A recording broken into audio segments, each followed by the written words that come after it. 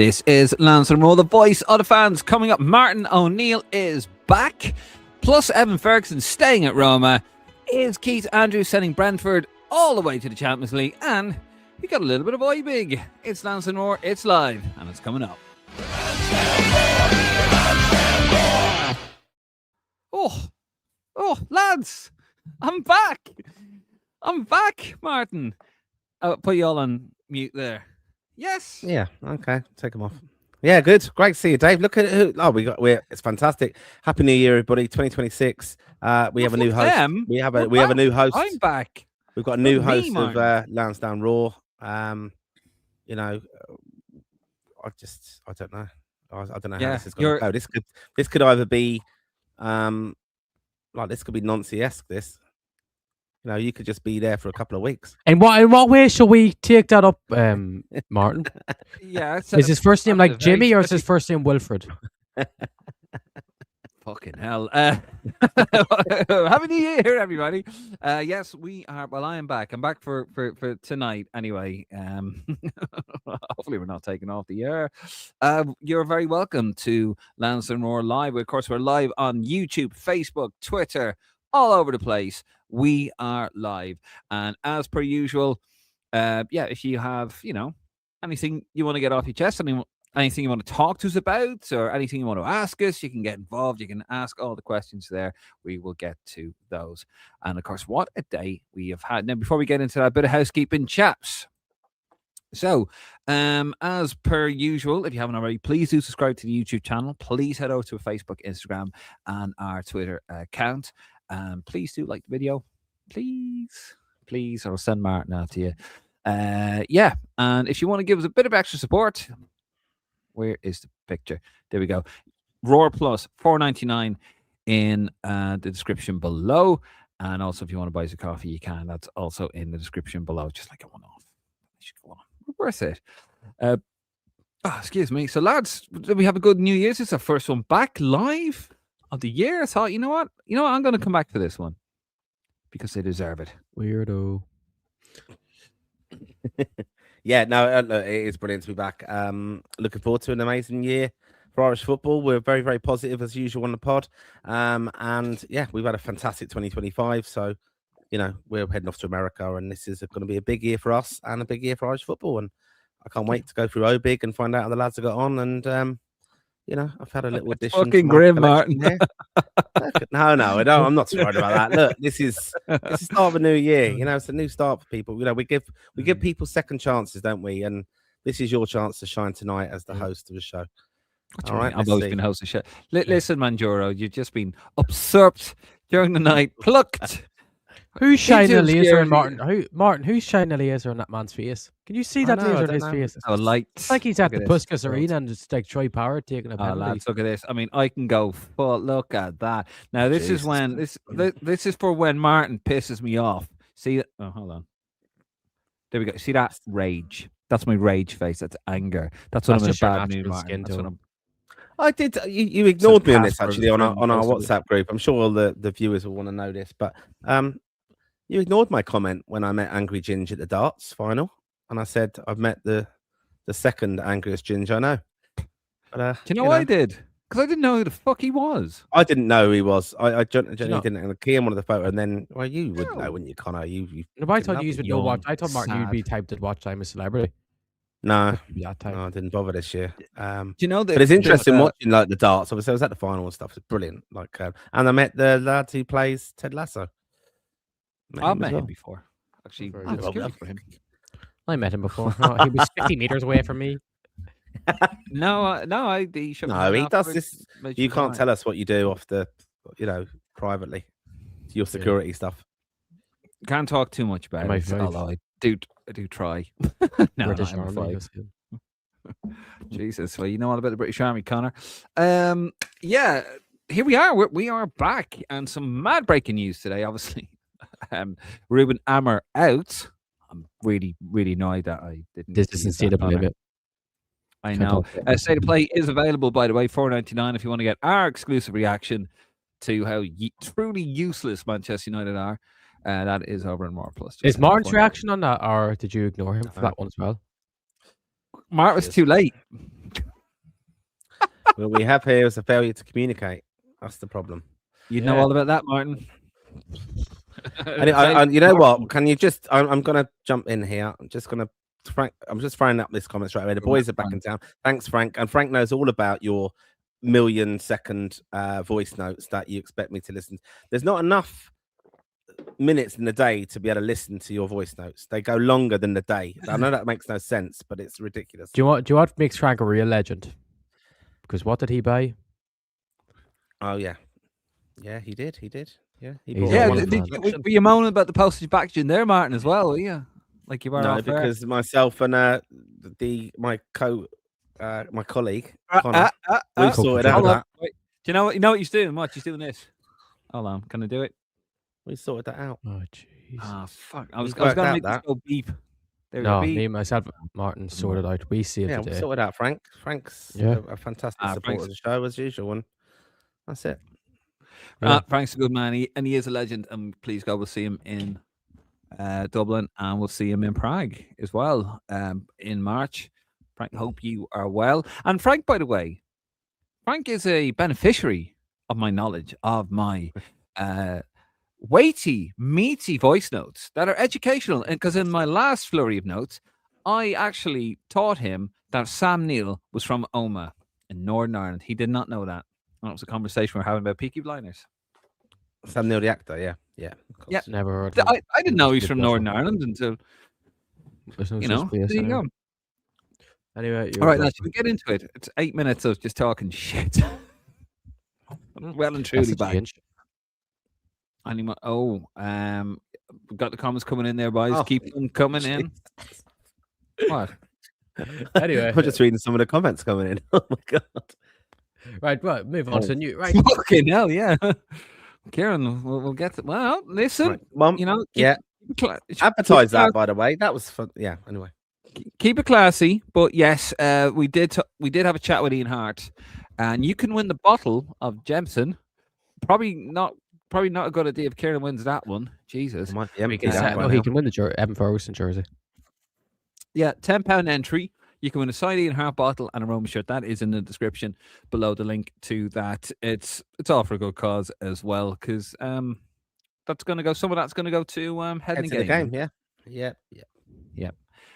So that's all good there. £10. That bottle was used as a prop in our chat with Ian Harte, which is also in the description below. Right, now let's get to it, lads. Of course, today, bit of a mad day. Ruben Amorim fired at 10 a.m. and then about 3:15, it was announced that Wilfred Nancy is fired. Yep. You wipe that grin off your face, Martin. Was sacked as Celtic boss at 3:15. 8 games, lost 6 of them, 1-2, didn't draw any, I don't think. And he is gone. So it has also been announced just before we came on air. This man is back. Martin O'Neill will be put in situ as Celtic boss until the end of the season. It would have been the time he would have been Chelsea boss, or he could have been Chelsea boss. But there you go, lads. So Nancy is out, and Martin O'Neill is back in. So Martin, you're dying to say something there, Martin. I can see those lips puckering. No, I'm just reading. I'm just saying. We obviously let everyone know not to shatter the illusion, but we see all the comments coming in. It's great, and I'm kind of probably reading ahead. And anyway, yes, amazing. What an amazing day in football. Hammer out, obviously happening.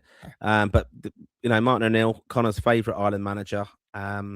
He's back in football again. I mean, Celtic fans, and we do have a number of followers, of course. Celtic himself, he was a regular viewer of our live shows. Where is he now? I don't know. It's probably, but it's what a mess, Celtic. I mean, United are a mess. We know that, but like Celtic, I mean, in that Mickey Mouse league that they play in, there's only 2 teams, and now there's a 3rd team, and they're dominating it. Hearts, and you're still not far off, and they capitulated the other day. One good thing about the Celtic game and the loss to Rangers was obviously we hope to be facing that kind of goalkeeper, Kasper Schmeichel, if it is Denmark, for the 3rd goal. Absolutely atrocious. Who scored that goal? I don't know who scored that goal. Who got it? Oh, your mate did. Is it an Irish eligible player? Yeah, Over to the- hold on. Go on, Oh, keep talking, Martin. Anyway, I want to talk to the boot. I'm don't going watch it. to But comments about the basically, boot Martin list over O'Neill there. back. I mean, I mean, they sacked the main man who appointed him as well, didn't they? Was that, I think, at Celtic? I mean, these clubs now, the hierarchy, the owners, they sack the manager, but they also sack the person who appointed the manager. Now they don't want to take any responsibility. But it's absurd that they ever didn't keep Martin O'Neill on when he wasn't in there with that record he had. He would never have lost the cup final, without a doubt. He wouldn't have lost that, and they did. And just a shit show, isn't it? There, and I was listening to a little bit of TalkSport. I was out and about today, lots of driving, and listening to TalkSport, and they were all talking up Martin O'Neill should be back in there, and I wonder will he go back in now? And then it was all announced. So hopefully a few of them lads at TalkSport got on, because I'm sure they did with the bets, to make sure that he was the new manager for them. But yeah, I mean, what's mad as well, and I know you've done State of Play where you've had a chat about everything, about Amarin and things. It's just crazy, this whole thing about the managers now, the manager merry-go-round, and Man United are going to wait until the summer, because I didn't realise this. Maybe you might know this, Connor, as a kind of part-time England fan. Tuchel is, where you're from and that. Tuchel's contract's up in summer. Is that right? It's just a World Cup. He has to get them to England, and then it ends. It shows how good your geography is, by the way. Did you say I'm from Northern Ireland? I'm not, and you're saying that's part of England. So that's great geography, mate. It's a cheap dig, I know that. But anyway, just generally, I didn't know that. So I mean, United are just going to hedge their bets, aren't they, of who's available? But are they going to wait for Heimer? He could be available in March. We hope not, but he could be available. And there's a lot of speculation. Even I know we've seen comments coming in about even John O'Shea linked with this interim job at Man United, because they're giving it to Darren Fletcher, and then they're looking for someone for the edge of up to the end of the season as well. So it does have an impact on Ireland in some sense. You reckon, Cara? I reckon Maresca. They're not getting a permanent manager, mate. They're getting their interim. They're getting an interim until the end of the season. I tell you that. Buzzword, interim. Wait for summer. Yeah. Wait for the World Cup to be finished. And what I think it does show, though, with football, and I know you didn't include me in State of Play today, of course, so I'm not bitter about it at all. But with 5 times with that, it just shows like the transfer window for United now is going to be really, really strange as well, because they can't. Are they going to ship people out who might not want to go because they want to see the new managers coming in and might fancy them, or are they going to buy a player? Well, it just shows it's not the manager's choice, is it? It's the clubs making these decisions on transfers now, and that was the thing, obviously, that Maresca said at Chelsea. So it's just new modern football. It's more bullshit with modern football, isn't it? And all these formations and crap like that, it's just irrelevant. You put 11 on the pitch, you motivate them like Martin O'Neill does. Connor, you like to hear that, and they go out and do the job, and that's what it should be. Don't give these players excuses. Well, Connor, there you go. Is Connor still with us? Or? I think he can't. I disappeared there for a second. Oh, okay. Can you hear me? There we go. Yes, we can. So, Connor, there you go. Martin is just. I don't know. I don't know what to say. I don't know what the correlation of Manchester United's transfer window has got to do with anything, really, to be honest. But I don't know. Welcome back, Martin O'Neill. Great appointment. Being honest, it's probably a great appointment until the summer. They'll go and win the league now. As I said to you earlier, Dave, all Celtic need is a manager that will play their best players in their best position, and they'll win the Scottish League. I'd imagine Jota will be back at some stage this season. They'll probably sign a striker this window. They'll probably sign. I don't know what they'll sign. Oh, it's probably great news for Johnny Kenny as well. That Martin is coming. I completely forgot about that. It's probably brilliant news for Johnny Kenny. Yeah, and Liam Scales. So yeah, it's great for both of them. But I'm not I slag Martin O'Neill, but I've nothing again. I think it's the perfect interim from them until the summer. He obviously done very well while he was there at the time. He's loved by the fans. The players obviously love him. Sean Maloney's obviously the tactician out of the two. So I think it just works really well. Let Martin O'Neill be the face, whilst Maloney really does the dirty work in the background. So yeah, I'm for a Celtic lover, great friends with all of their fan base. I wish them all the best. Yeah, I mean, it was hilarious because Connor's mates there. Connor posted Irish eligible, scored past Denmark's number 1. Hopefully the same again in March. Gassama, that young lad Gassama. No, it's not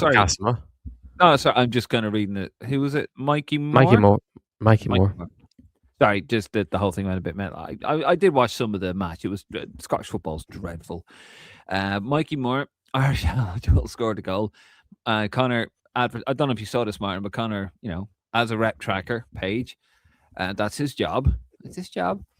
Posted this up, and all his friends, all his Celtic buddies, Celtic faithful, total embarrassment you are. Irish eligible, London born and bred, no interest in Ireland, not wanted either. Bootlicker.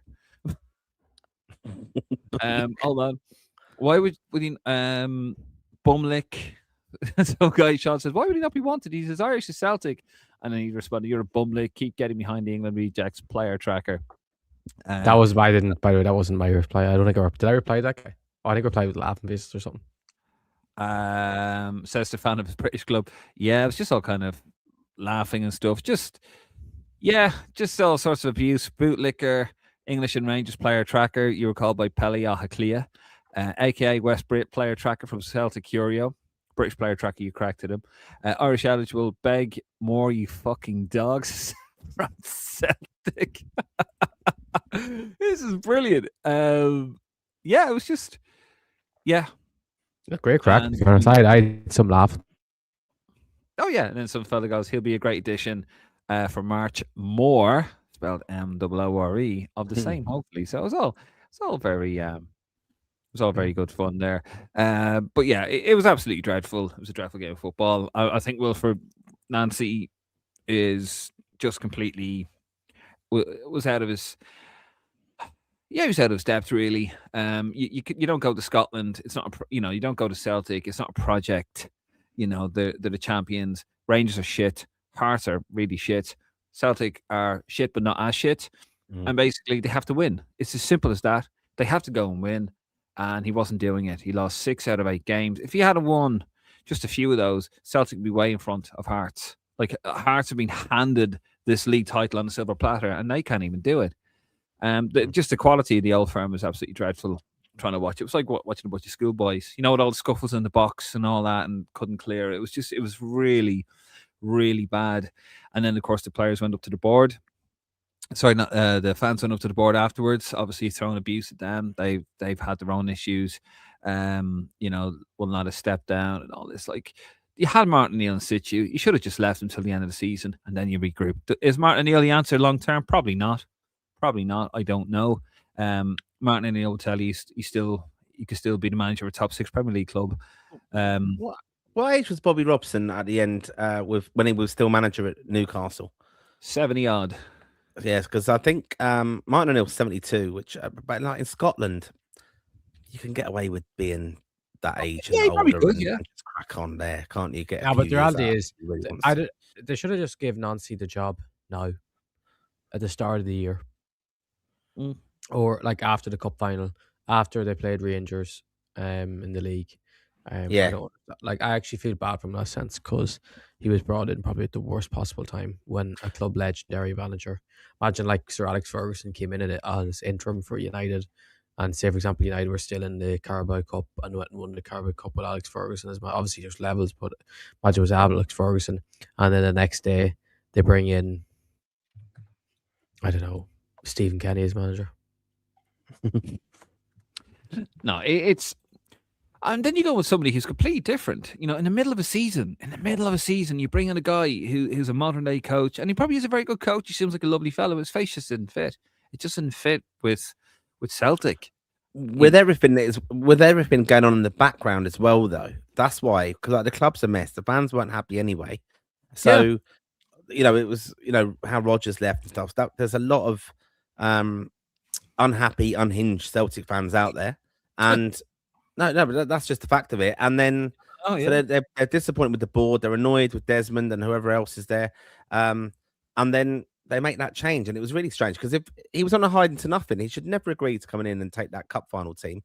Because if he'd have won it, everyone would have said, oh, well, it's Martin O'Neill's team. What you won it with. We haven't seen what you've done. And he would have had this wonderful CV of actually winning the trophy in, one game or whatever.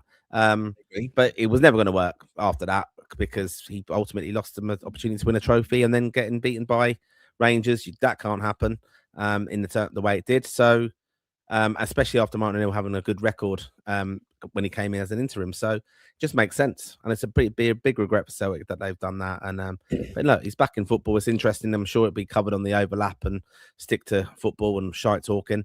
And you know, they'll all be gushing about how it's wonderful Martin O'Neill's back in football, but it's not the future for Celtic. But he might get them success. Yeah, that's fair. Yeah, I think. By the way, Nancy was on a 2.5-year deal, so he's getting some payout. And he'll probably go back to his earlier day. Yes, I said to Dave, go back to Columbus Crew. They're still in the off season, so why not? Go for it. And Ampadu's dad as well. He took the job, didn't he, as assistant? Yeah, he's gone as well. I've seen the whole backroom staff's gone. Yeah, it was so stupid, just so ridiculous doing that. It just never fit, never sat right. But best of luck to him. We wish him well in his future endeavours. Right, let's move it on. What do you think, by the way, Raw faithful? Do you make of the whole thing? Celtic's a bit of a mess up there, isn't it? With the board, the fans at Oz, the Green Brigade, Connor's mates up there. Right, let's move it on to the next one. Keith Andrews has Brentford. Lovely head of hair on him there. Look at that. His arms look a bit malnourished looking, aren't they? He looks like they're a bit feminine looking, but obviously they're not. But just that photo just makes him look a bit feminine. Jesus Christ. He looks like he's been on Ozempic. I thought you were going to Never mind, get away from that because I love Keith Andrews. He's a legend. But anyway, you're the one bringing it up. He's doing really well. He has Brentford sitting 7th in the Premier League, not a million miles off of. I think he's 1 point off. Is he? Hold on, let me get the Premier League table up here. 1 point off top 5. Yeah, 1 point off. Hold on. Let me try something. Oh. Can I do the share screen thing on this? Can we do it live? You can, boy. Oh, you can, boy. How do we do it? Share screen. Click the plus. Bye everyone. Share screen.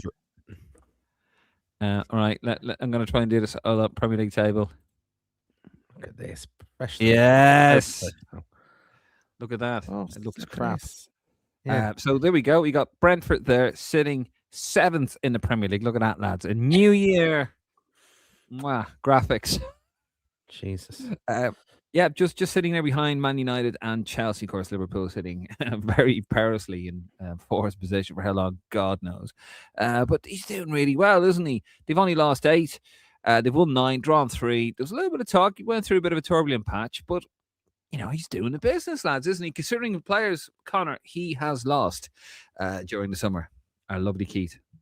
Yeah, brilliant. I seen you screenshot my post yesterday. The one thing about imagine losing. What was it? Guemo, Vissa, Christian Norgard, and plus manager Thomas Frank, and beating all these teams. And you posted saying great work, and then I commented saying, "Rep Checker does great work." But anyway, are you having a go at me there? I'll tell you what. You know what I'll do next time? I'll just rob you. Bastard. I said praise and said thanks for that. Yeah, I said praise. I said Grab Tracker does, because your caption was like, he's doing a great job, and I was like, yeah, he does do great work. Grab Tracker does. But anyway, what a job he's doing. I give him credit, Martin. He throws it back at me. I give him a cry. Oh my God, I literally replied saying I'm doing a great job. I don't know why you're getting angry at me for. I'm not angry. But anyway, what I was going to say is he's doing an amazing job. He's a contender for manager season already. I know it's still very early, and they will need to probably finish in the European places to get manager of the season, or even be in the vote come end this season. But it is some job he's doing. Everything's going really under the radar because it kind of like goes very quiet because it's Brentford, and who supports Brentford, and they don't really have a social media following. There's no big United stand type channel where Everton other clips are going everywhere. So it's an amazing job he's doing. The players have lost. The culture, they already have a big culture there. They are a cog really at Brentford, and he's fit in perfectly. And I do think you still need a perfect style of manager that fits that system. And obviously he proved it as when he was the set piece coach. And he's doing an amazing job. And I don't see it slowing down really, to be honest. It'd be interesting if they bring anyone in January, because they won't lose anyone. And the fact he's managed to get 14 goals out of Igor Thiago, I don't know how he's done it, because he's not that good of a player at all. He scored a hat-trick against Everton at the weekend. It was his first goals since November. He hadn't scored since November, and then he scored a hat-trick the other day. Lo and behold, who took him out of their fantasy team?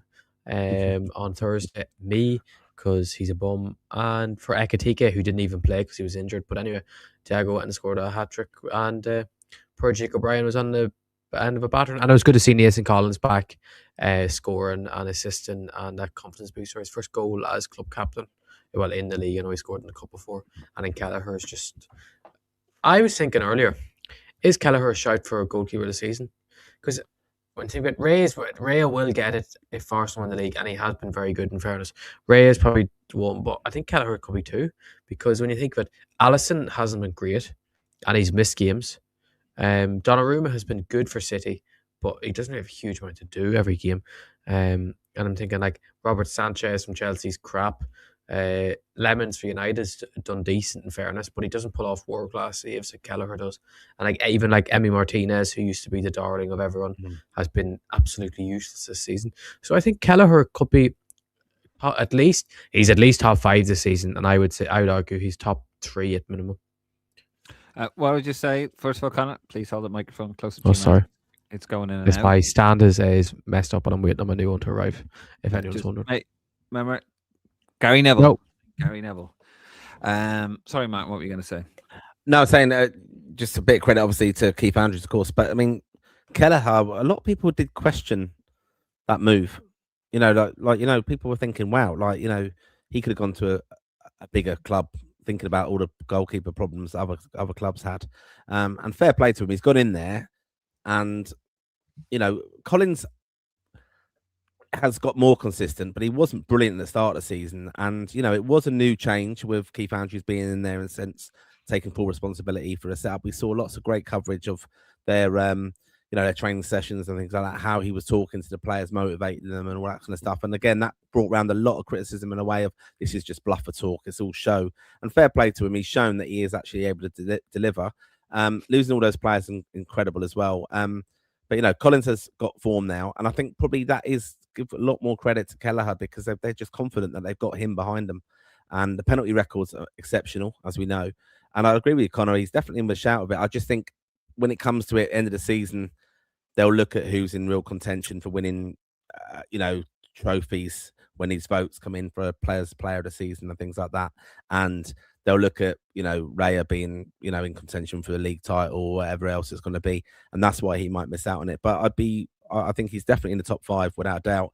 And the other thing I'd say about Kelleher is, if he goes to the World Cup, which we're going to be going there anyway, you just don't know. Like that you could get a mad bid to get him out of there to go to a top club. You've got proven Champions League form for him.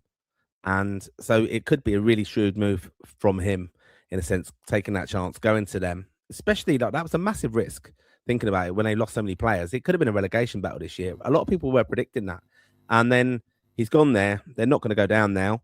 They're competing for European spots as well. He's going to be going off to a World Cup. And I would not be surprised if a big team comes in for him again and goes, right, proven Champions League's record. There you go. Go and do it. Yeah, I mean, I think he is one of the top goalkeepers in the world right now, but he won't get the recognition he deserves because he's Irish, let's be honest, and he's at Brentford. It just seems to go hand in hand. No, he's superb. I mean, some of the saves he's pulled. Yeah, he has this odd dodgy moment. Every goalkeeper does. Yeah, I mean, Keith Andrews, yet again, I'm delighted for him. All that, just all the bollocks around him. Yeah, the way people spoke about him. Oh, his funny accent. Oh, he's a bluffer. And all this. I'm sorry. What I saw there was a very confident, calm, clear, concise coach getting his message across to a group of players that looked interested. Look, I don't know, Connor. You've probably never seen it, Martin. I know you have. Being Liverpool's, you remember the Channel 5 documentary with Brendan Rodgers? It was fucking cringeworthy. Is that the Raheem Sterling clip? Yeah. Sterling. Sterling. Yeah, we man. Yeah, just shit like that, and the John Joe Shelby, you're for me. He starts choking the back of his neck.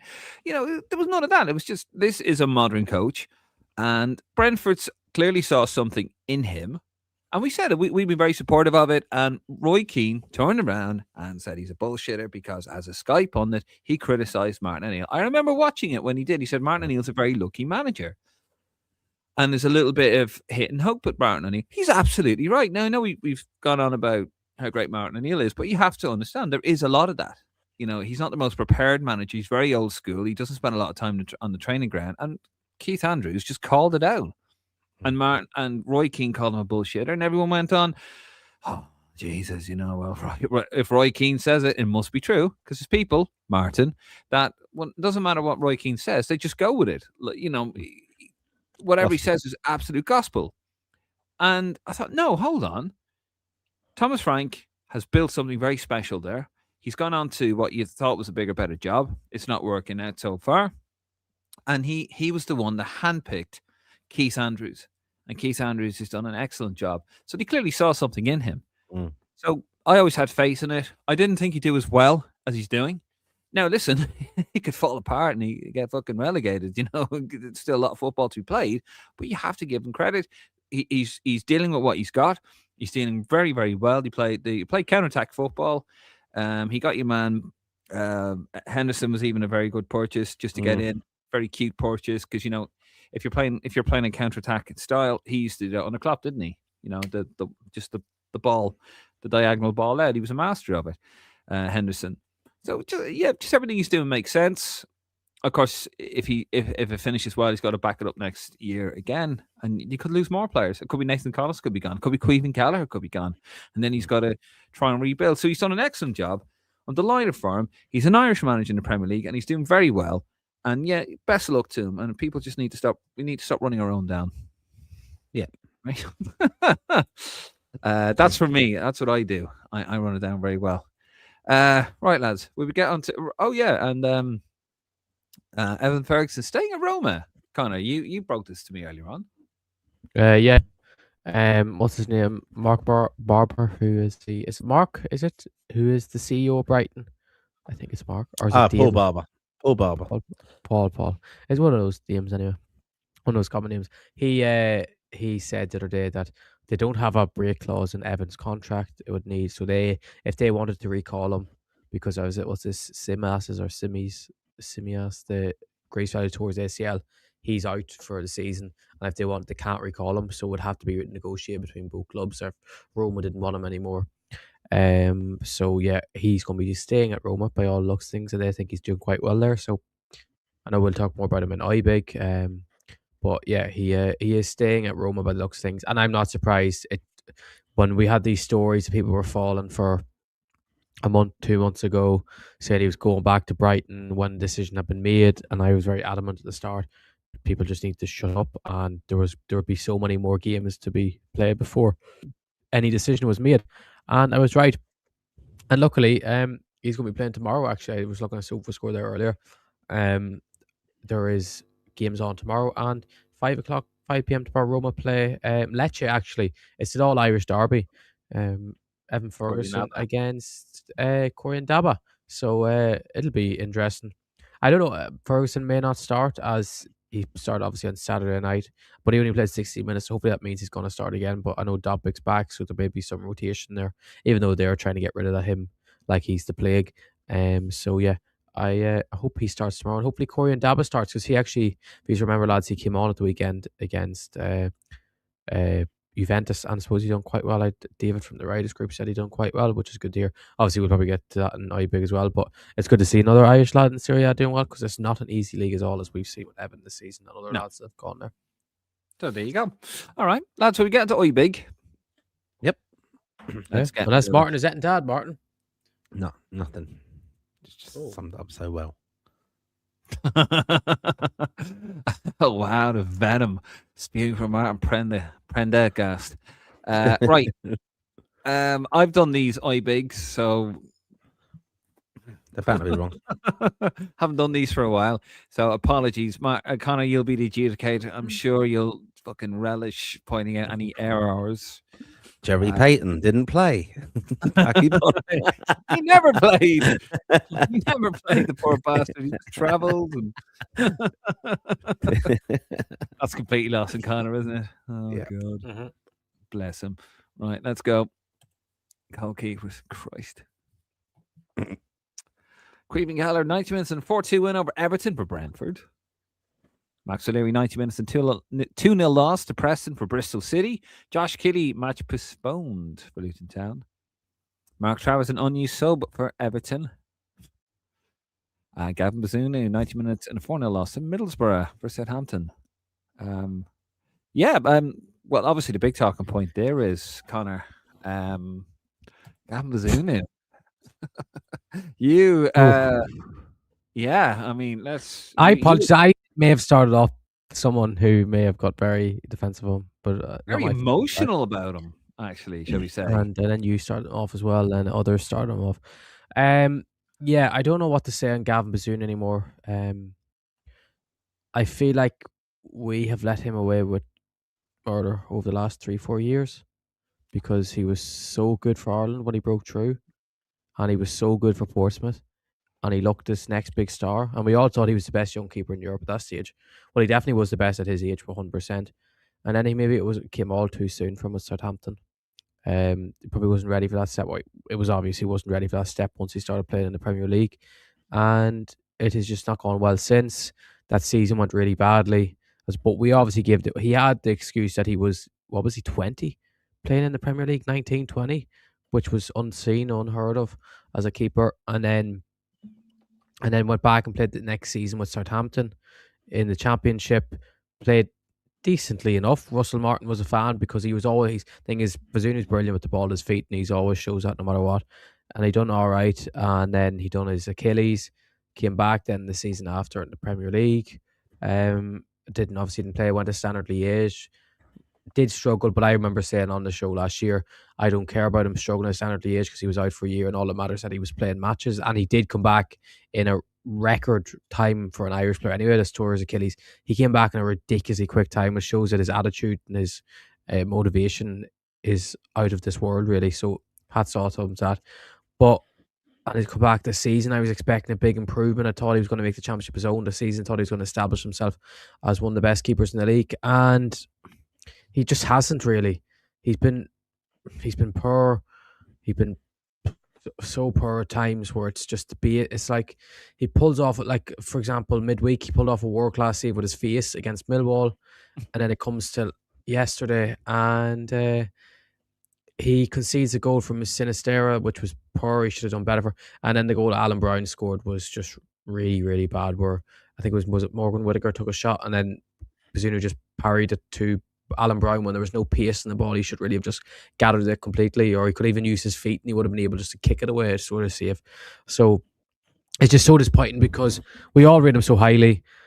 But it's starting to stage, it's like, did we rate him too highly? Because as much as he's able to produce that world class save, which we've seen him do, you remember the one he produced for Ireland against Luxembourg where it went viral, and it was out of this world. And then, but then he struggles through the basics at times, and like his basics on the ball are perfect. It's like it's just the goalkeeping basics. Your traditionals, you're saving, you're winning the ball in the air, using his body to win headers over, or not win headers, catch the ball clean over a defender's header, but he'd end up dropping the ball.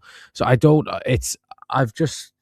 know what to think anymore with him, because as much as I want to back him and I think he's that good, it's happening way too often, and it's happening nearly every week at the stage where something's happening where you're at least questioning, could he have done better there? And he gets beaten a lot with shots from outside the box. And I still have Irish fans I see in comments debating who's better between him and Kelleher. And I think it's absolutely out of this world. People even have that conversation anymore. It's just people, in reality, it's just people who don't watch club football and saying that, like myself does, or other people who don't watch the Championship week in, week out, or track Irish players every week, who don't really notice what Bazunu's done wrong because it's a Southampton. It's kind of out of the line of fire. But and they said, oh, well, he saved Ronaldo's penalty, but like maybe that was the worst thing that could have happened, and maybe that's reality. Maybe that was the worst thing because it all came too soon. But I do think is Gav Bazunu's already played. I've seen his bill had put. He has played 200 games at 23, which is crazy. In fairness, it's a ridiculous amount, and he has experience, and he has a brilliant mentality, and he has ability. It's just how can he turn it around? Is it a mental block? Because I think that's really what it is with him at times. I do think it is. He has a brazen mentality, but does he always, does he refuse to back himself at times? Is he imposter syndrome sometimes? So I don't know, it's just really, it's one of those ones that's really soul destroying because there's other lads that have bad attitudes and they're doing really bad, and like, he gets some abuse off Southampton fans, and I've always backed him, and I will continue to back him, like, but I'm just really worried at the moment, to be honest with him. Yeah, I mean, you know, it was ridiculous when, I remember when some people, Martin, was trying to say that he was better than Kelleher and he should be a number one. Do you remember that, Martin? Do you remember that? I do. You make your points and I'll correct them afterwards. Yeah. I mean, that's the point, really. We can roll the credits there. No, I mean, it's ridiculous. There's no comparison between himself and Kelleher. Kelleher is leaps ahead of Gavin Bazunu. It didn't look like that. You know, Kelleher has progressed, matured, got better. He does make the odd mistake, Kelleher, but when he does, he just, okay, made a mistake. Sorry, move on. You have to be. You can't let it. You can't let it eat you, because it will eat you. And especially as a hold on, just saw that there. What's wrong? But anyway, yeah. Sorry, just correcting my name there. But no. Like going back to the whole Bazunu thing. I mean, he's gone backwards. He has gone backwards. Look, he's only 22. He's going to be 23 No, he's 23, sorry. No, he is 23. And he will be 24 in a couple of weeks' time, in a few weeks' time. So he's got a lot of time to get his head right. But he's gone backwards. The amount of football he's played for such a young goalkeeper is incredible. Look, I remember Shay Given when he came in. He was dreadful at first. He was terrible for Ireland. Do you remember that, Martin? 96. He was like 19 or 20. He was absolutely awful. And, look at the goalkeeper he became. So it can happen. He does have the ability to, but he just has to get out of his own way. Southampton are a yo-yo club at the moment anyway. God knows what's going on there. He's had a lot of injuries. He's had a lot of issues with that too. So he just needs a clear run. Probably needs to get out of Southampton and move on.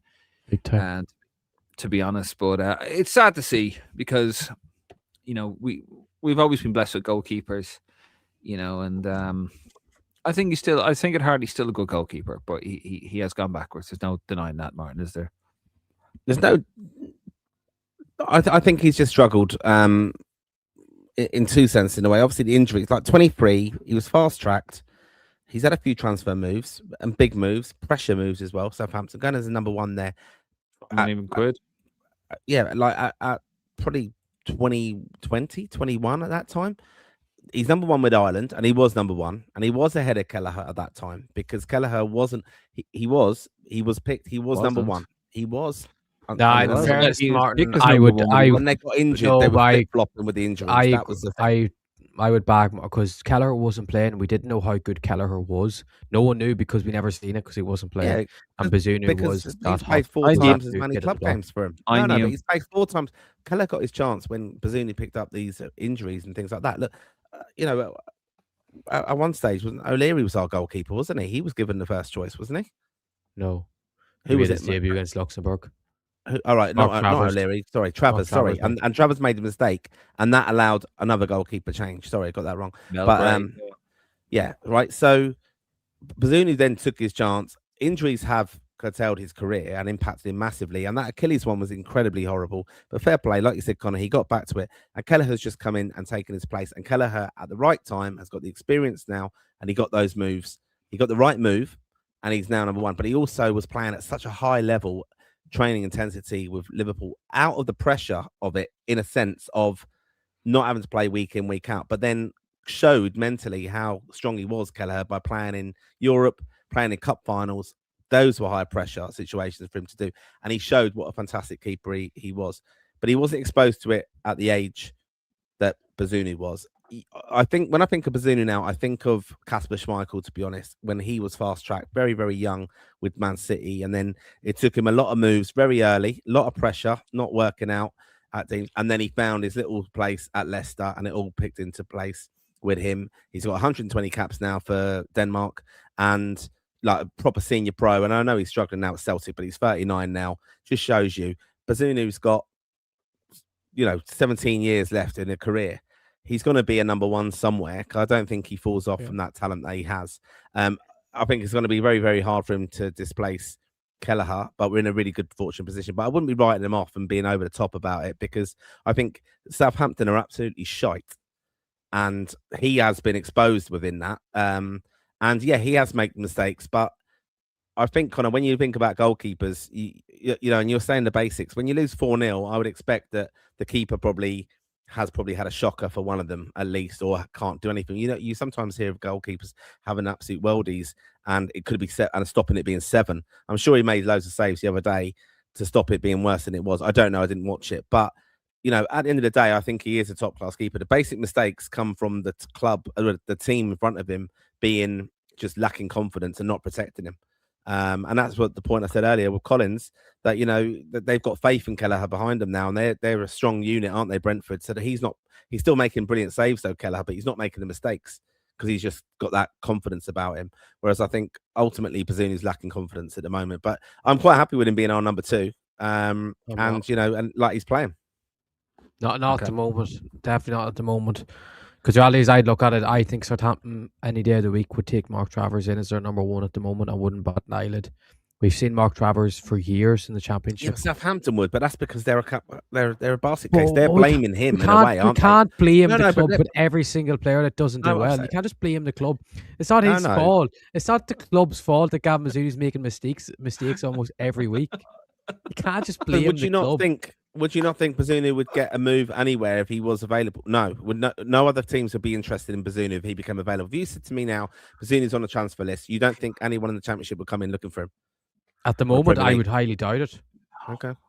He is the worst. He's the worst. He's last in every single metric for goalkeepers in the Championship this season, which I don't want to stick the boot on him, but it's not a good look. And the only club I'd want to see him I think he'd go well back to maybe do well is Portsmouth, because he went there and how good he was on loan, and they were saying he was possibly their best ever keeper they've seen, even though it was League One. They were saying how good he was, but obviously he's never going back to Portsmouth, with them being Southampton's rivals and him making a move there. You called it though during the season, didn't you, Connor? You said when Southampton got rid of their manager that you said Bazunu would come in back in as number 1, because he wasn't even number 1 at that stage. So it does show you though, like that is going on in the background sometimes. If you don't have a good relationship and you're not fancied by your coach and you're not given confidence by your coach, that's something. And you got to remember that with a goalkeeper as well. You can be out for a long time, can't you? But I just don't. I'm just. It's just not. It's not good at the moment, to be honest. It's just not good, and he needs. And we can't just blame. That's it. We just can't keep blaming the club the whole time. Although the club obviously do play a side part, because he needs to get out of that environment. That environment is not good for him at this stage. It's obvious. He's not going to work well in that environment, which is obviously. But just needs to leave Southampton. Right. Okay. Leave it there. Calm down, you two. God, I'm only back one episode. But Dave, who do you agree with? Who do you agree with? I agree with you 100%. You know, Martin's like. Yeah. Okay, now I did. I said it. I said years ago he was a better goalkeeper than Bazunu. Bazunu couldn't hack it. No, that's not the debate, though, is it? We're not debating that now. He has all the ability to go be a top keeper, but it just all has to be. It all has to be he has to go to the right environment for himself, and it needs to happen as soon as possible. You know, look. I think one of the big, and then we will move on with Gavin Bazunu. He was on a meteoric rise. You know, everything he touched turned to gold. He made his debut because Travers had a nightmare in Belgrade, and then he made his debut in the next game against Luxembourg, I believe, and he was superb in that game. And it is what it is. And he's actually never had a bad game for Ireland, funny enough. He actually hasn't. We have to be fair there. I can't remember Bazunu having a bad game for Ireland. And, you know, he got his chance in the Premier League, and he shit the bed. He shit the bed in the Premier League. Simple as that. And I think that has had a very big effect on him. He's never been right after that, you know, because then he got dropped, didn't he, during the season, and he went down. And that must be very tough for a young goalkeeper. Very tough for a young goalkeeper, because I'm sure, you know, footballers have this attitude of they're going to blame everyone but themselves. You got a young, impressionable kid. I think, you know, I've never met him. From what I've heard, kind of what you said about him, he has a fantastic attitude. He seems like a really nice guy, you know, and he's got the perfect attitude, really good attitude in terms of his work ethic and getting back. And he sounds like a really honest guy, because a lot of footballers aren't honest. They'll blame everybody. Oh, fucking goalkeeper again. So he's at a club. He was probably dealing with all that. It was very, very tough for a young goalkeeper to deal with that. And I think he's never been the same way since that. And I think obviously he went to Standard Liège. He blossomed in the Flemish League. and then he got the injury, but he came back from that because he's a professional, he's a pro. I think he just needs to move on, and he'll probably do something good. Probably right now, Martin. No one will go near him. I think he needs to finish off the season, get his head around it. He's still going to be Ireland's number 2. But just a question: would you still have him as Ireland number 2 if, say, for example, Southampton sign a keeper, which they are going to do, which is a known fact? If they sign a keeper next week and Gavin Mazzoni doesn't play a single game between now and the end of the season, do you still leave him as Ireland's number 2? I couldn't have the 2 backup keepers for Ireland not playing week in, week out for Ireland or at club level. Who else are going to? No, but I think out of those keepers, he's better than the others not playing. He's never. You have to remember, he's never let us down. He's never let Ireland. No, he hasn't played for. Has he? Is he played for Hamer? I don't think he has. No. Has he? He hasn't played in ages. He hasn't played. Did he play? He played under John O'Shea, didn't he? In one of the games, remember he made Kelleher's. No, he was the one who really made Kelleher the number 1, and then the second game, Bazunu came in. Yeah, I don't know. It'd be a tough one. You'd probably have to bring in Max O'Leary and Josh Keeley, or one of those. Yeah. I think Max O'Leary is going to drop out of the Bristol City team soon anyway when VTech is back. So it's just Josh Keeley really is the only option. It's Keeley and Bazunu. That's it. And off you don't want Travers. Hopefully, if Travers suddenly decides he wants to go on loan in January, I'd make him number 2. He ain't going anywhere. He is counting that, and he's enjoying being at a big Premier League club. And do you know what? Best luck to him after what the shit he's gone through and the way he's been messed around by other clubs. But anyway, let's move it on to defenders. Robbie Brady is still injured for Preston. John Egan, match postponed. A few of these are postponed, by the way. Seamus Coleman still injured for Everton. Nathan Collins, 90 minutes. A goal and an assist in a 4-2 win over Everton, sorry. Brentford. Matt Doherty was an unused sub in our only win of the season so far. Josh Honohan is injured still, I believe. Jake O'Brien, 90 minutes in a 4-2 loss. Oh my God. Against Brentford for Everton. Andrew Amavamadeli not in the squad. Need to talk to you about that, Connor. Darrow Shea, match postponed. Liam Scales, 7 minutes and a 3-1 loss against Rangers. That was Nancy's. We'll talk about that in a second. Jason Banquet, game postponed. Jimmy Dunn, 90 minutes and a 3-0 win over Sheffield Wednesday for QPR. Callum Adada, no game. They're on a Christmas break in Hungary. Mark McGuinness, postponed. Ryan Manning, 74 minutes and a 4-0 loss to Middlesbrough for Southampton. Aaron Cash in 35 minutes. And a 3-2 win over Coventry. And Samuel Garcia McNulty, no game. They're on a Christmas break in the Netherlands with a very 90 minutes and a 1-0 loss to Dundee in the Dundee derby. And Corina Daba, 32 minutes and a 1-1 draw with Juventus for Lecce, US Lecce. Sorry, a couple of those teams, a little bit kabuki-ish. Josh Honohan needs to be changed, by the way. It'll need to be changed soon. Yeah, he needs to be taken out of Oibig. No, he needs to be changed to Lincoln City. Do you think he's going to be included in the squad when he's playing in League One? No, not a chance, but he's been so in he's the squad. Going out you've had it here first, Connor. Wants Joshua Honohan out of Oibig. Leave him alone. Tough guy. Anyway, what I was going to say is... by the way, I was just going to say on the Hull versus Watford game, I don't know if you've seen, it was called off 18 minutes before kickoff. Yeah. Imagine travelling up to Watford. And Abankwah was meant to be starting as well because he played right back midweek and suppose he's done really well. Obviously, he's naturally a centre half, but has played a bit at right back before. And he was really good and he had kept his place for the weekend.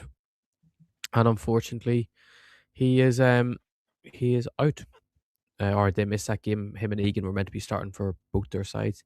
And obviously just on Watford as well, I believe Rocco Vata is now back in training, which is good to hear. I don't think he won't be back this week in matches, but he's back in training, which is good. But that was disgraceful about that Watford Hull game. Can't believe something like that still happens in the modern times. I mean, it's just Watford's just up the road from Hull, isn't it? Yeah, it's just right beside it. Fucking Yorkshire. One tram stop away. Yeah, I mean Yorkshire, isn't it? Hull's Yorkshire, isn't it? Yeah, it's like way far east, northeast, like. Yeah, Humberside. Yeah, no, it's absolutely outrageous. Aaron Cash and your boy, 35 minutes. Hey, he's moving up, Connor. He's going up. He's getting a bit more, bit by bit. Liam Scales as well. That was nonsense. That probably fell. Can see Nancy's fate, didn't it? Right, we're 3-1 down at home, lads. What are we gonna do? I know. Liam Scales on. Go on, son. Get a hat trick for me. Heimer done the same in Armenia. He did, didn't he? Yeah. Like that. Just like, please don't make it. Just don't let it be 4. That's all that is, isn't it? Really. Not really much going on there. Obviously, Nathan Collins, fantastic first goal of the season. Got an assist as well. Against Everton, not Bournemouth. But having a fantastic season there as well. Anyone else here, lads? Catches the you want to ask eye? Bamadelli. Bamadelli. Is he injured? I don't know. He must be. He done the pre-match presser the day before with Liam Rosenior, who obviously is going out the door. Chelsea. So he done the pre-match presser the day before. So something obviously must have happened in training.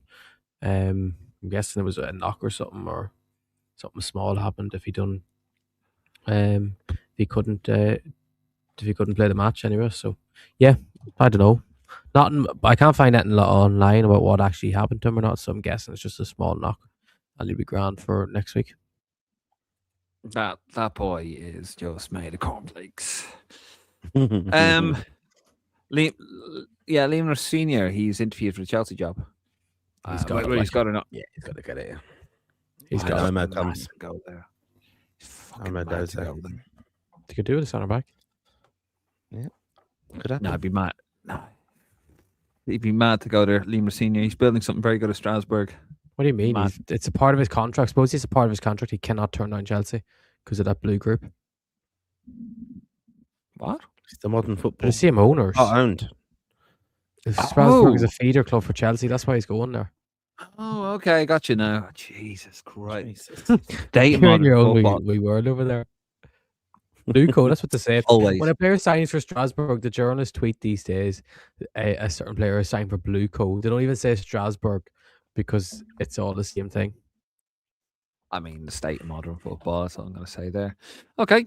Right, let's move it on to the midfielders. Jason Knight, 90 minutes and 2-0 loss to Preston for Bristol City. Kenny Phillips, 90 minutes and 2-0 loss to Motherwell. Easy for me to say. My lips are frozen. Will Smallbone is still injured for Millwall. Jack Taylor, postponed. Josh Cullen, obviously he's out probably for the rest of the season. Finn Azaz, 90 minutes and a 4-0 loss against his old team Middlesbrough for Southampton. Mark Sykes, injured for Bristol City. Jason Malumbi, he's playing tonight, actually. We're checking that and how he's doing in a couple of minutes. Annie Moran, he's waiting for a move, apparently.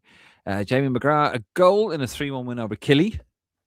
Alan Brown, 14 minutes and a goal in a 4-0 win over Southampton. Bosun Lawal, 90 minutes and a 2-0 win over Norwich for Stoke City. Doing well. Conor Coventry, 78 minutes and a 2-0 draw at Blackburn for Charlton. Joe Hodge, no game. They are on winter break. Did he have no game? I don't know. I couldn't find one. Sure. No, not assist. He played 90 minutes, got an assist the weekend. Did he? Come on, Dave. So I couldn't find that. We all knew that. Yeah, we all knew that. Even Martin is a fucking clue. Martin's a real staunch Portuguese league. Yeah. Just because he looks like it. But you don't look tanned, Martin. You look what's going on? You've lost your tan. Sunbed broken, is it? Wintering at the moment. Anyway, did you notice who he hid, Martin? Goodrum. No, he's a midfielder. No, he's in. Who did he? Midfielder. Who does he always give out about saying, I watched this because I have the and I always gone. Useless. John Patrick, he's gone. Patrick. He's gone. I'm sorry, he ain't getting another. He's not, unless there is a fucking food poisoning outbreak that makes a dirty protest look clean. There is no fucking way he's getting in an Ireland squad again. He's gone, right? No, I don't. No, he's gone, and he's not been included for fuck's sake. For John Patrick, but anyway, can't even get in for a League 2 side. And yet he played in June. But yeah, he played in June. Yeah. He's played more times than Boston as well. You know, Boston off. I know, it's a fucking disgrace, isn't it? Jesus. Yeah. Like, nothing against John Patrick. I'm sorry, mate. You're just not good enough. So he's gone. Alan Brown hasn't played for Ireland in 2026 or 2025, and you've kept him in, and John Patrick played for us in 2025, and he's been taken out. I think it's racism. Who's played for us in 2026? I'm just saying he hasn't yet. Just be sitting at this 2026. I think it's just racism. You've anti people who are born outside of Ireland. Alan Brown is a man's man. Alan Brown is a stalwart. He scores all those important goals. Important goals to friendly against Belgium. But anyway, just quickly, Phillips House obviously losing 4-0. He got a bit of a hammer, didn't he, from the Borough fans? I've seen that. Any explanation for that? Shit. And I don't like him. I was chatting to a few Borough fans actually the other night. They were saying because they were never on bad terms when he was there, and it was never simply bad. But supposedly on his interview when he left, he said it was like great to sign for Southampton. It's great to feel like I'm at a Premier League club now, and they took that word really badly. Right. Because he said it was a Premier League club, like, and but like. The thing is, he's not a bad fella. Like, it was weird to see him get abuse like that or anything like that. But anyway, we move on. And he's on 50 grand a week now, so I don't think he's complaining too much anyway. At a championship club, to give him 50 grand a week is mad. Like, but anyway, nothing really happened with the other midfielders. Obviously, still waiting on Andy Moore, and Joe Hart got his assist. Boston played left back at the weekend. He now plays centre back, right back, CDM, number 8, and left back now. And he was brilliant. CDM is FIFA term. It's in my head. Central defensive midfield because it's mid FIFA. Hold him roll. Just call him number 6. Number 6, like, so he plays everywhere. He's just that good. But anyway, I don't know if there's any other midfielders fancy your eyes there, Martin. No. Fancy your eyes. Oh, Alan Brown got his goal. Fair play to Alan Brown, and Jimmy McGrath got his goal. Jimmy McGrath is actually in brilliant form. You're having to go fucking Alan Brown being in the IBIG and he's scoring goals. It's a screamer as well against someone in that. Yeah, is that Mark? Is that Kelleher's jersey? Is it from behind someone's? He said it's the match 1-1 from Hungary. Match 1-1, is it? Yeah. It's a match issue. Yeah, bet you Kelleher's like. Fuck, where did that go? How did my hand luggage go? Hang on, Martin wasn't even there. Oh yeah. Actually, you shouldn't have that, Martin. No. I should have that because you weren't there. You didn't bother making your way across. Did he, Connor? No, he's useless. England were playing. What's he got in his mouth there? What's the fucking lad got in his mouth? What's he chewing there? He's such a child. He's like he's got like a straw from one of them blow things from New Year's Eve. Look at him. Always fidgeting, isn't he? He needs fidget toys, that lad.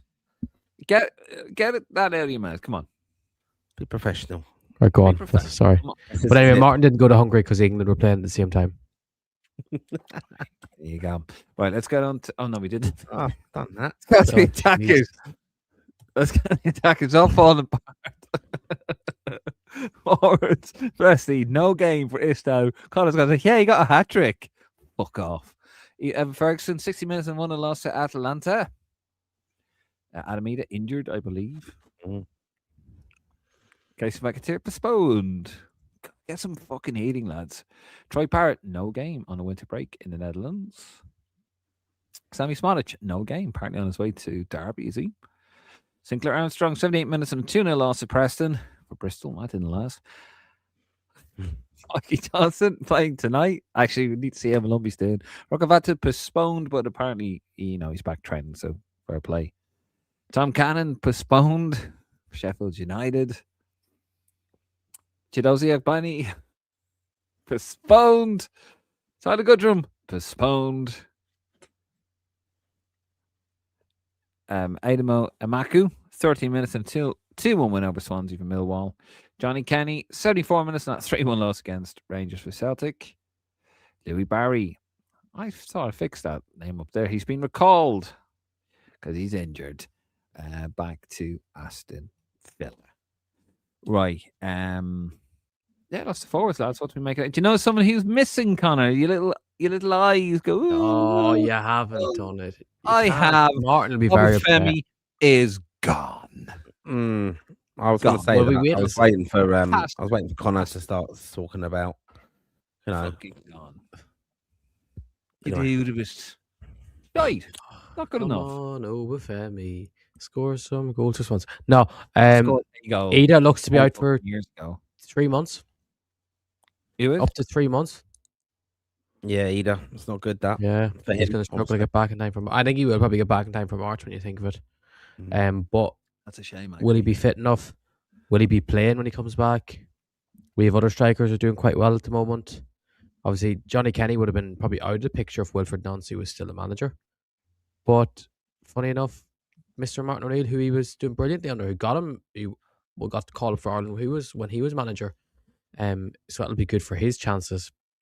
And then obviously the other two that could come in, Sinclair Armstrong, Tom Cannon. Sinclair obviously got his 2 goals last week, played well again at the weekend, in great form at the moment. Obviously they lost, but he's still contributing and doing well. And then Tom Cannon scored the 2 goals last week as well against his 2 old clubs.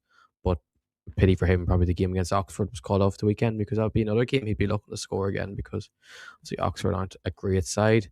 Other than that, half the other attackers didn't play. I know you're saying about the midfield, Mikey Johnson and Jason Malumbi, they both played 90 minutes tonight, Dave, in that 2-1 loss to Leicester. Leicester scored a 94th minute winner.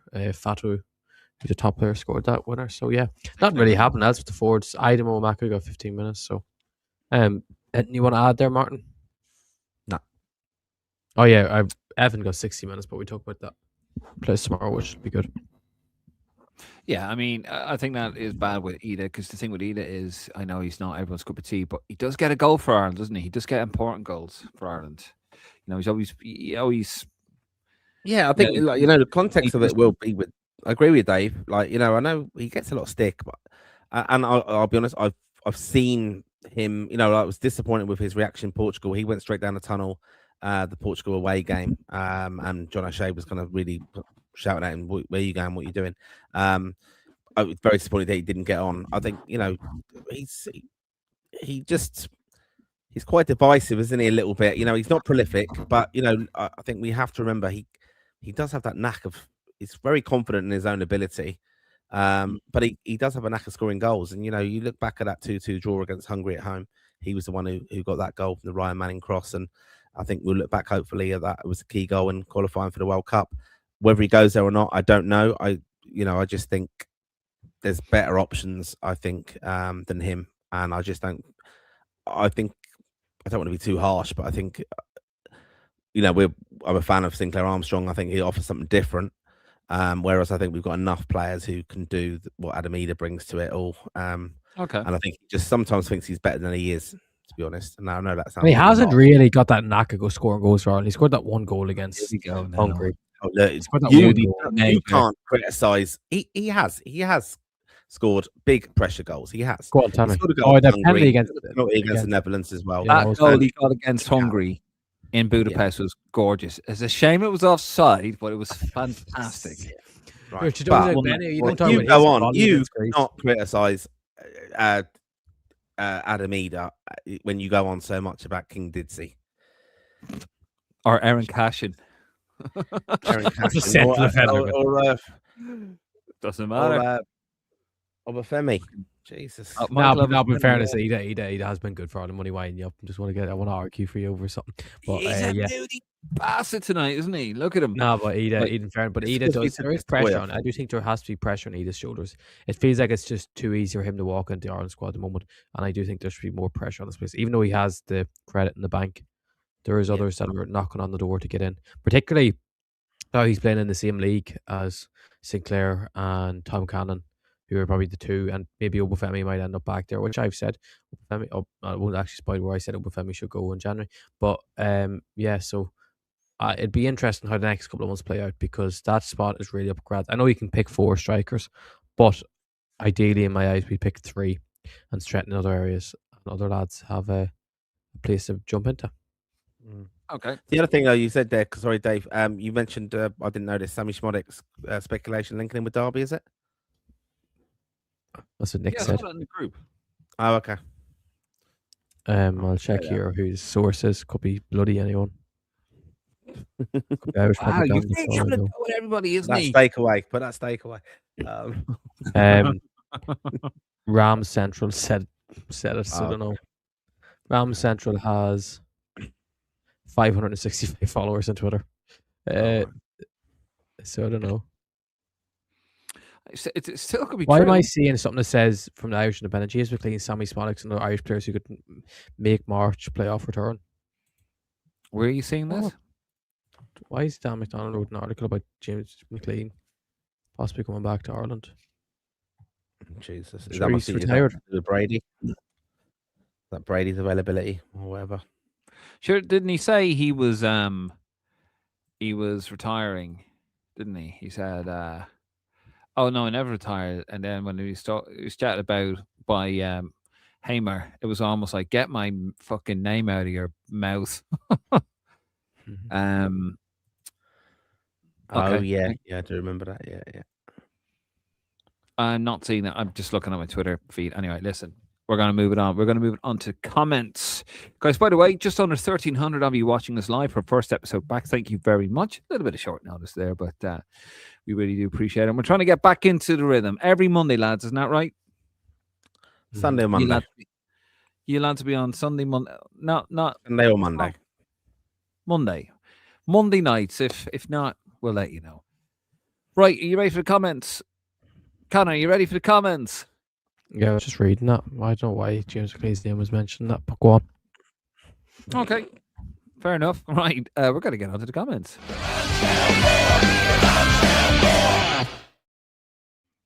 Right, so we're going to finish up after these comments. Keep them coming in. BJMM, what's the story on Ferguson at Roma? He's staying. BJMM says, take the mic off him. Off who? Who are we talking about? Probably you, Connor, is it? You fidgety little fucker sitting down there. Look at the head things are around his eye. You have them around his eyes next. So look at that. I had them on for too long. So I've had them on for too many hours, hurting my ears.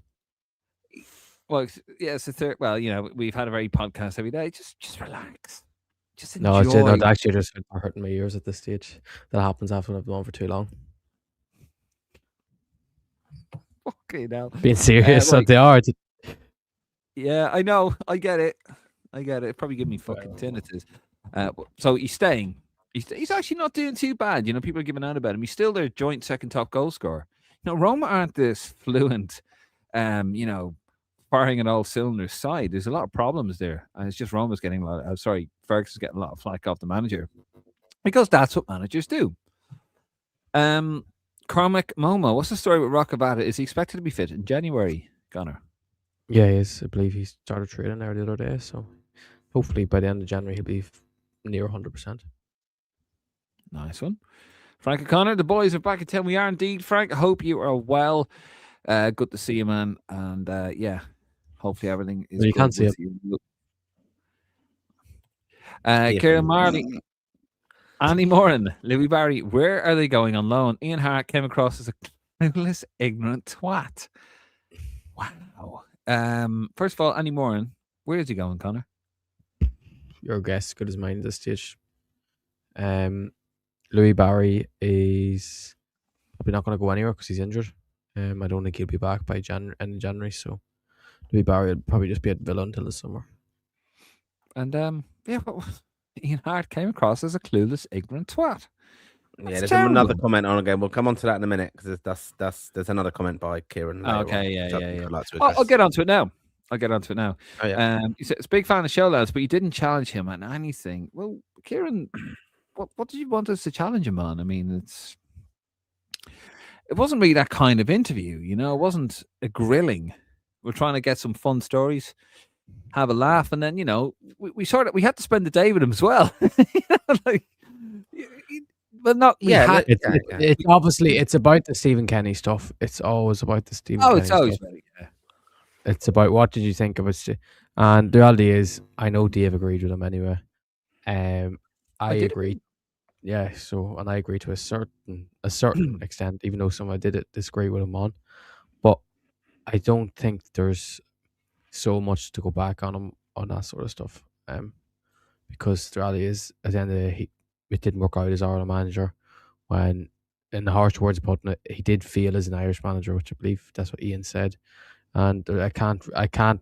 There's not too much I can complain about then. Some people who watched the interview as well thought Ian came across he actually knew more than they thought he would have known about Irish football at present, which is good to hear from some people, because clips can obviously make someone come across worse than actually is. That's why you watch the full interview after, isn't that right, Martin? But Martin, you give your angry, aggressive tone.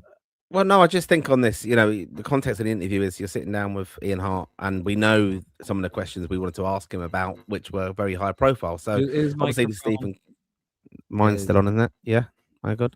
Connor's, I think yours is. You keep fidgeting around with it.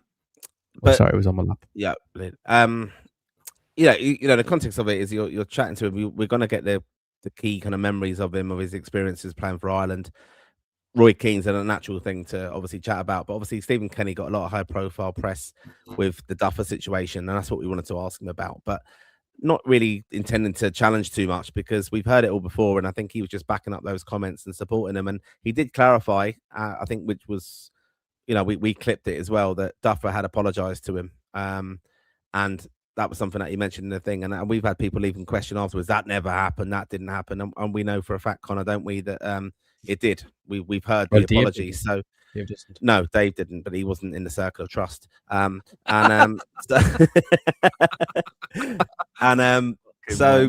anyway, but that was the purpose of that. And also, like, we obviously spent the day with him, appreciated him helping support the charity as well, of course, heads in the game and things. And obviously, you can still buy your raffle tickets and support him, win a bottle of Jemison signed by Ian, and obviously that Roma and Ferguson replica shirt. But we did actually interview him later on stage after we'd had a few pints back in the Clouder Ring, and we had another audience there for that, and we didn't record that, but that was a little bit no holds barred as well. He went a little bit deep on some quite high profile topics about agents and players that linked with and things like that, and I know he gets a lot of flack for that, but I too was impressed with his knowledge of Ireland players, and it was just very insightful to see someone so honest and upfront with things and opinionated and things, because we've got too many who just say, oh well, it didn't really work out, and they don't want to upset anybody. And I think fair play to him for that, because it was really, really enjoyable.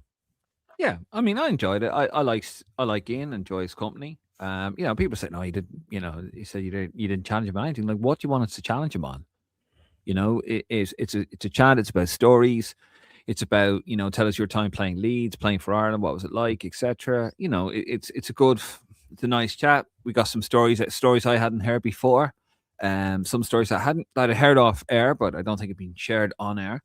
And we enjoy Ian. He's a friend of the podcast, and yeah, as I said, we spent the whole day with him. We're not gonna go right, Ian. You're start having a go at him and being horrible to him. I mean, and to be fair, what you said about Stephen Kenny, that's opinion. I do agree. He failed as an Irish manager. I was very disappointed he did fail as an Irish manager, but he did. If anyone thinks that Stephen Kenny wasn't given a fair shake,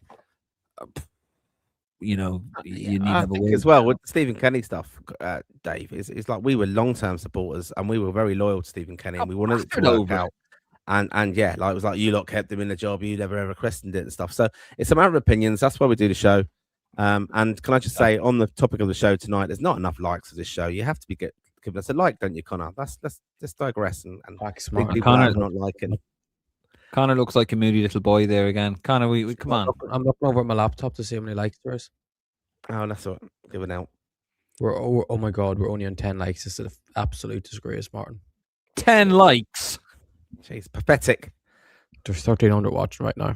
10 likes. Should be 1,300 likes. Right, let's build them up. 1,300 you want. It does help us, doesn't it? This little algorithm thing. I don't understand how it works. And by the way, Martin, we've hit on live. 6,000 subscribers. Oh, brilliant! There we Have go. we? Oh, we've lost 10. We hit 6K and we've lost 10 again. So can you get us back up to 6K? I don't know why we've lost 10 subscribers, but it must have been bottom. You mean those got us over 6K? Then he realized it wasn't coming back next week. Right, let's move it on. User, I'm not even going to say all of that. Is the bottle empty or did Big Ian drink all the whiskey? Don't know, Martin. You've got it. Is it No, it's full. Yeah, full. Yeah. Thank you to our generous sponsors at Jemison. Yeah. Yeah. No, it's a fantastic prize. £10 for a raffle, and there's some of that's going to charity. So, come on, it's a good cause.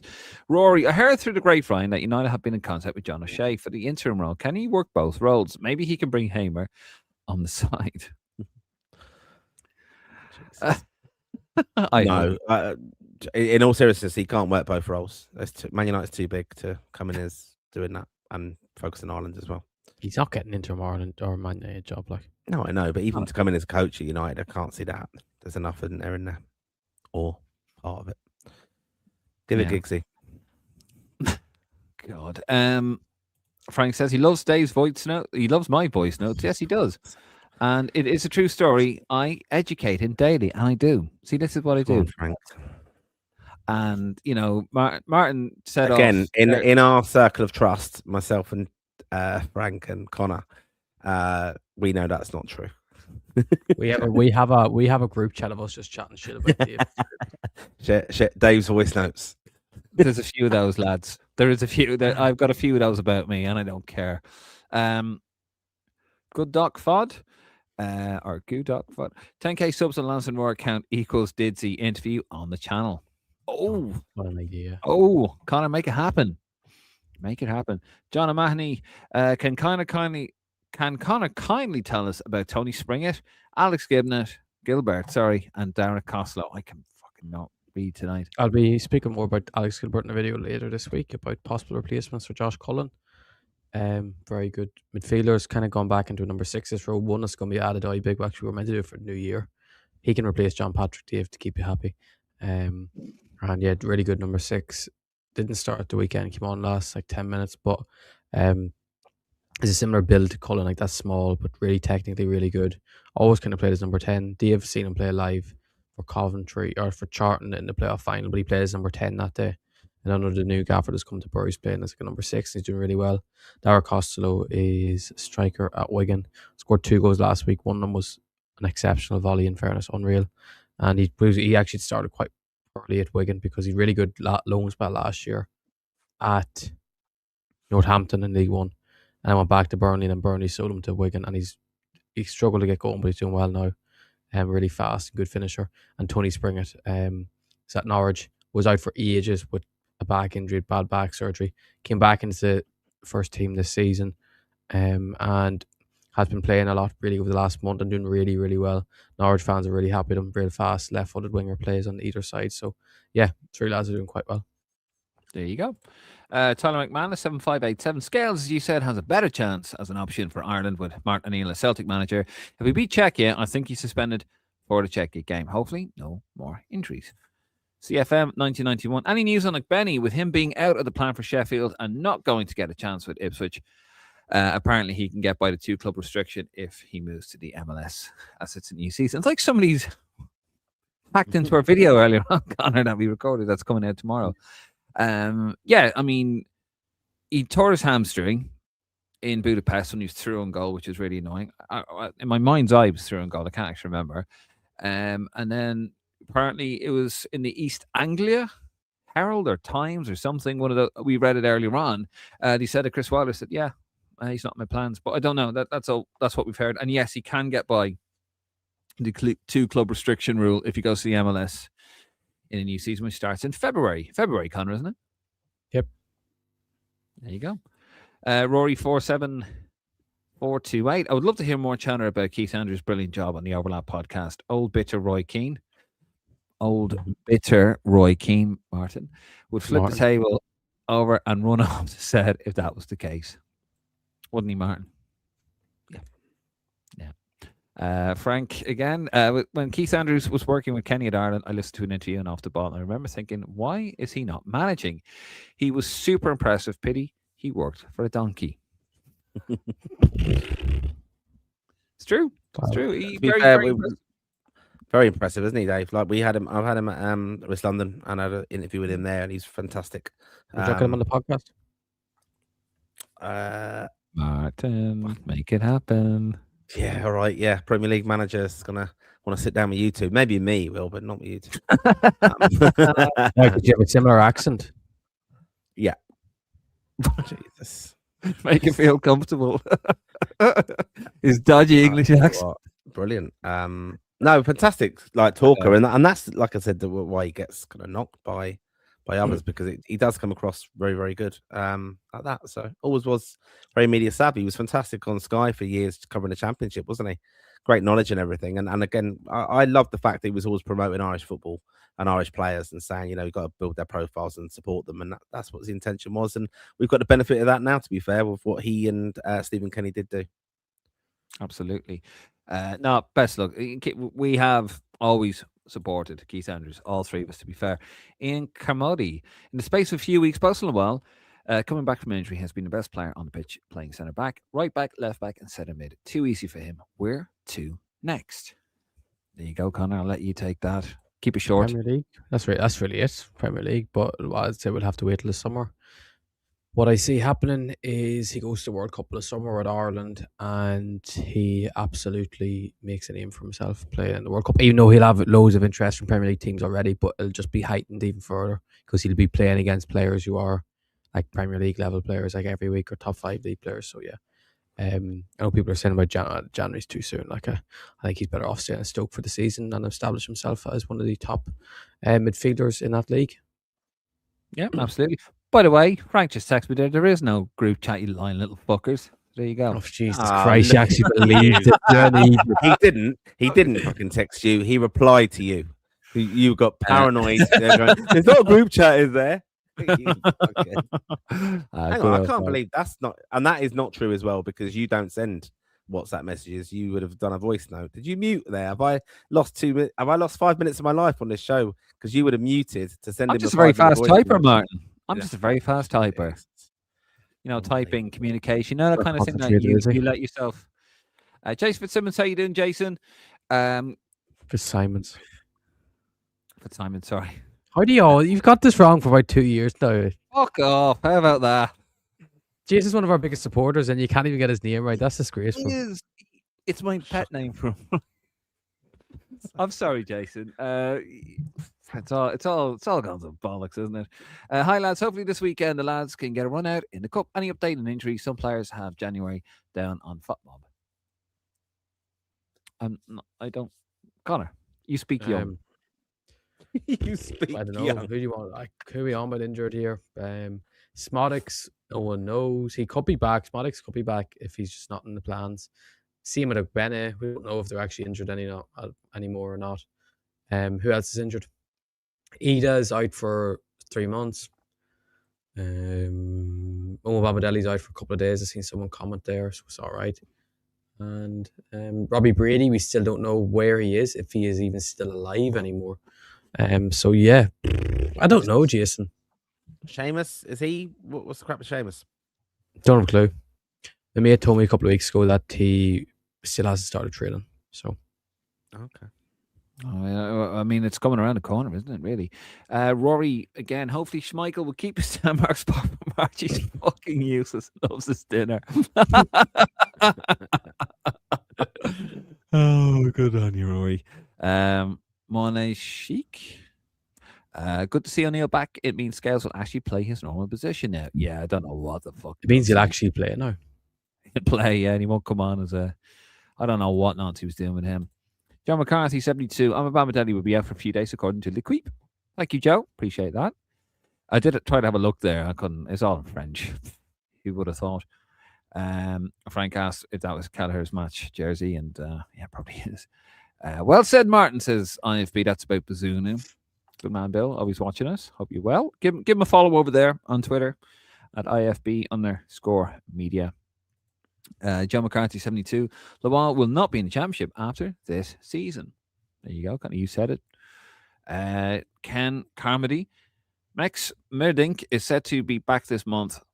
Hornkamp bought for a big fee. AZ set to cash in on Parrot this month. Plan on staying in Europe.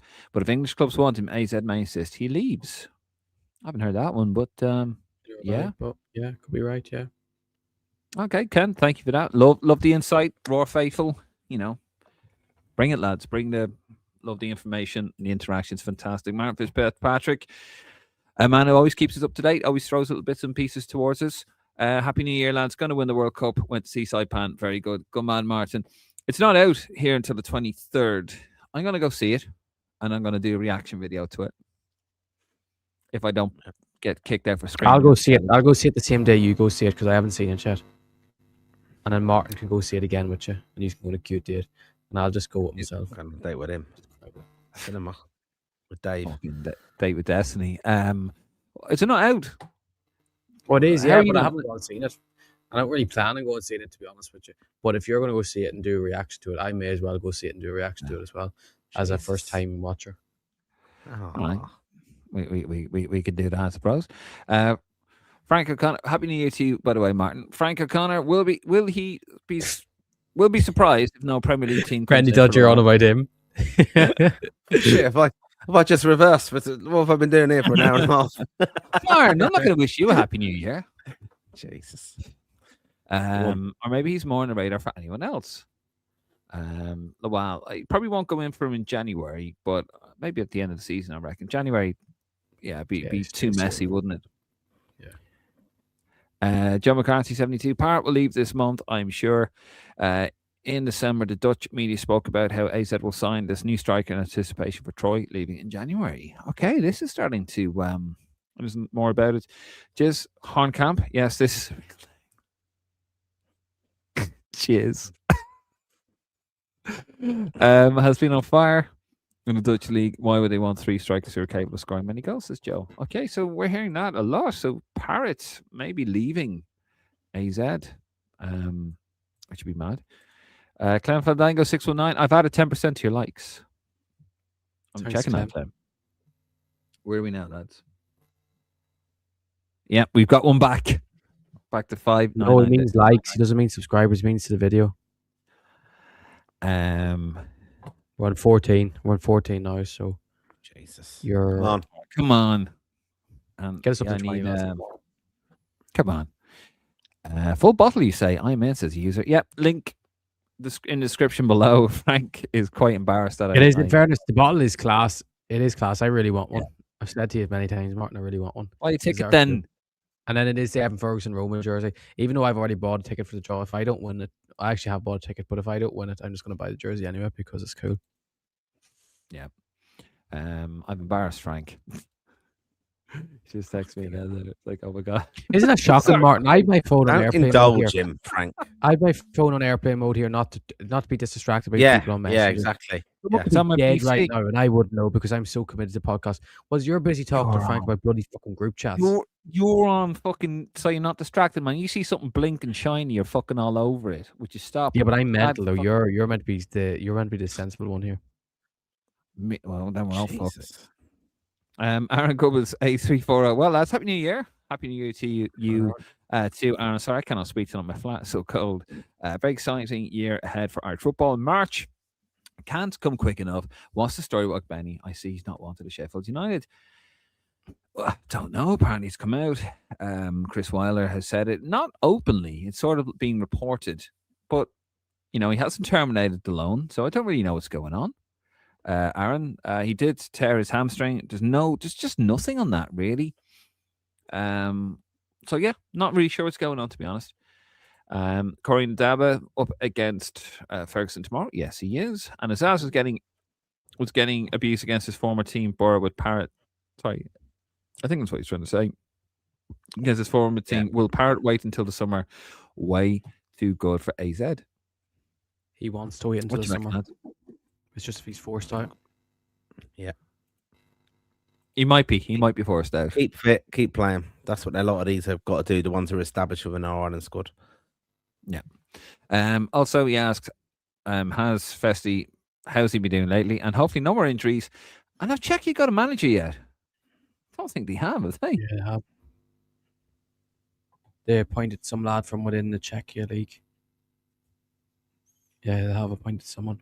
But he's a bit of a nobody. That doesn't sound bad, but he's not a hopefully no name. Not Hamer. No, he's not a Hamer Hallgrimsson. But we don't know how fast he's doing, by the way, because he's not playing at the moment because they have a winter break. No, Check this out. Ryan Barnett, MBE. Good to see Nancy away. Had you puddle drink is playing well. Well, that's typical. Isn't that such a typical thing to think we support Celtic because we're an Irish channel? Right, yeah. Ryan, you're barking up the wrong tree, mate. Dave actually celebrated an Irish eligible player scoring against Celtic the other day. Huh? You celebrated an Irish eligible player scoring against Celtic. I didn't know he was Irish. I didn't really care. I thought it was hilarious. I just thought it was funny. He's a really good player, in fairness. And the funny thing is, do you know about that post? I wasn't even intentionally trying to even have a go at Celtic fans. I was trying to make it out as a cool thing for March, because you can say, "Oh, an Irishman scored against the Danish number 1. It's going to happen again in March." Nothing new. Yeah, well, that backfired. Fucking backfired. Aaron Gubbins, Roma are hard watch. No creative, classy midfielder. No exciting wingers. Yeah, and Fandango. Yeah, Ferguson has been linked with Real Betis. Should he go? That's the last question tonight, lads. And we're going to wrap this up. Should he go? He should, but he won't. He's going to stay at Roma. Okay. Yeah. Right. Well, we're going to wrap it up there, guys. Thank you very much for watching. It's the first live New Year. Back next week. Next Monday, lads. Yeah. Consistency, Martin. What's on next Monday? There is something next Monday, isn't there? Is there a Premier League game? Man United are on next January. Monday. It's the most important day of the year. That's the dynamic duo returns, and the volatile Specure has left this podcast. Thank God. But fake up. Liverpool Barnsley, lads. Liverpool Barnsley. Oh, Luke O'Connell and Neil Ferrugia and Conor Hourhan up against Liverpool. That'll be a good watch. Conor Doherty, maybe. Would he come in the Liverpool squad? Yeah, won't. But no one Arne Slot. But anyway, right, we're going to leave it there. Lads are going to be back next Monday, yes? Yeah. Keep an eye out for the socials by the time. But yeah, we'll be back next Monday. Right, lads, we're going to leave it there. Thank you very much. Thank you for your wonderful interaction, as always, the Roar Faithful. It's been good crack. It's good to be back. Yeah, it's all good fun.